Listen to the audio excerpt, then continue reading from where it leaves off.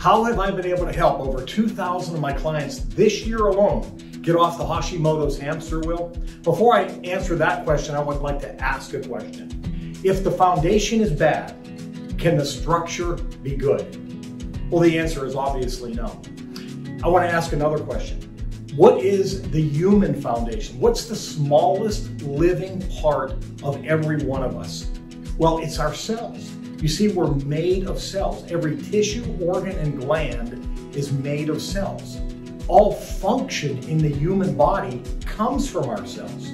See, our cells are like the bricks in a building. It goes deeper than that, where the bricks in a building might give structure and form, but our cells in our body, they also provide function. Is it your heart beating? Well, it's your heart cells beating. Is it your thyroid making hormones? It's your thyroid cells making hormones. So all function emanates or comes from our cells. If a person has any dysfunction, if they have any symptoms, if they have even a full-blown disease, it's always traceable back to something gone wrong at that cell level. So let's go down to that cell level and let me show you how that works. Here we have my depiction of a cell, and to really simplify it, the good stuff has to go into the cell and the bad stuff has to leave. Well, what's the good stuff? The good stuff is going to be things like hormones and like nutrients, and even the medications that we take have to be able to get into the cell. And then the bad stuff that's leaving would be toxins, for instance, right? Let's go up here to the medications. How many people have I seen that are a thyroid patient, right? And they go to their doctor recognizes that they have, for instance, low thyroid, hypothyroid, puts them on a medication like Synthroid, which will be T4, and then they go back to the doctor and the doctor's like, you're good, your test looks good now. And the patient says, well, then why don't I feel good? And it's because oftentimes that hormone T4 can't get into the cell. It can be in the blood, but if it doesn't get into the cell, it's almost like not having it, right? So that good stuff has to get in, the bad stuff has to get out. What would cause toxins? Why would we have toxins that need to get out of our cell? Well, one example is that we make energy inside of our cells. Up in our mitochondria, these are our little energy factories, and they make something called ATP. ATP is the gasoline that fuels our cell.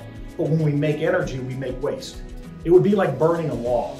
That whenever you burn a log, you make energy, heat, but you also make smoke, right? So smoke has to be vented out. That dynamic, good stuff in, bad stuff out, is what keeps our cells healthy and functioning.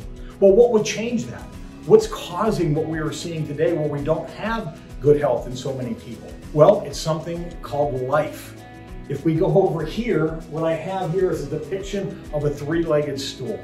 And this stool is depicting the stressors of life. We all know what I'm talking about, whether it's physical stress, right? Whether it's emotional stress or whether it is chemical stress. The physical stress we can identify with. That's going to be all the bumps and the bruises and all the injuries we've had over a lifetime. Maybe it's poor posture. Maybe it's sitting over a desk all day long. These things can damage our health.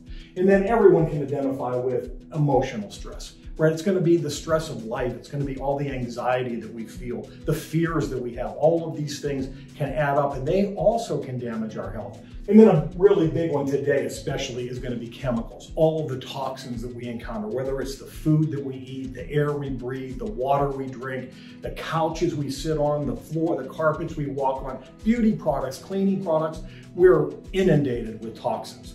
And these toxins can also, being a stressor, they can also damage us at that cell level. The example that I like to use, actually, have you ever seen the movie The Perfect Storm with George Clooney, right? And it's kind of a cool movie where you have these three weather fronts that all converged at the same time and they produced what they call the storm of the century.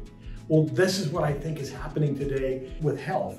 People would have physical problems, right? But it wouldn't create the damage that we're seeing today. Or maybe it's emotional. But when you put all three of these things together, it is creating the perfect storm health-wise. And we're seeing conditions today that didn't exist that long ago. We're seeing it so bad that the things that used to work before with people when they would try to do the right things, they're not working anymore. And then that leads to all of this frustration, right? So it's this perfect storm that's creating the health conditions that we're seeing today, these stressors. So I want to go back to the cell and I want to show you what happens. Whenever we have these stressors, what it does is it creates damage on the cell membrane. And then when we have damage, we are going to have inflammation, right? Anytime you fall down and crack your elbow, you get inflammation, right? Whenever there's damage, there's inflammation. Well, those stressors are damaging our cell membrane. It causes inflammation.